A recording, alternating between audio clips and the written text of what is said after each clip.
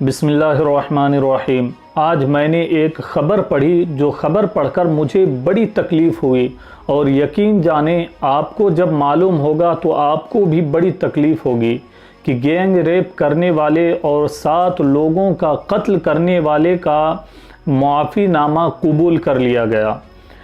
बिल्किस बानो जो कि 2002 में गुजरात में जो कांड हुआ था, उस कांड में बिल्किस बानो के ख़ानदान के 7 लोगों को कत्ल कर दिया गया और बिल्किस जो कि प्रेग्नेंट थी, 5 महीने की प्रेग्नेंट थी, उसके साथ गैंग रेप किया गया और उसके ख़ानदान वालों को कत्ल किया गया।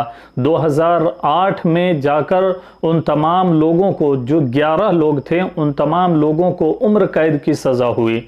लेकिन 2022 में आकर उन लोगों के माफ़ीनामे को कबूल कर लिया गया और उन्हें रिहा कर दिया गया। आप सोचें कि अगर आपके बहन बेटी के साथ कोई रेप करे या आपके ख़ानदान वालों के साथ कोई रेप करे या आपके ख़ानदान वालों को कत्ल कर दे, तो क्या आप बर्दाश्त करेंगे कि उसे कुछ सालों की सज़ा देकर उसे माफ़ कर दिया जाए? हरगिज़ नहीं। दीन इस्लाम में भी है कि अगर कोई ज़िना बिल जब्र करता है तो उसे संसार किया जाए और जब तक वो मर ना जाए तब तक उसे संसार किया जाए।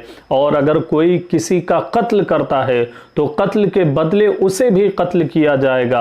आप याद रखें, अगर हिंदुस्तान में इसी तरह से रेप करने वालों को माफ़ कर दिया जाए, कत्ल करने वालों को माफ़ कर दिया जाए, तो याद रखें हिंदुस्तान में रेप के मामले घटेंगे नहीं बल्कि बढ़ेंगे और कत्ल के मामले भी बढ़ेंगे।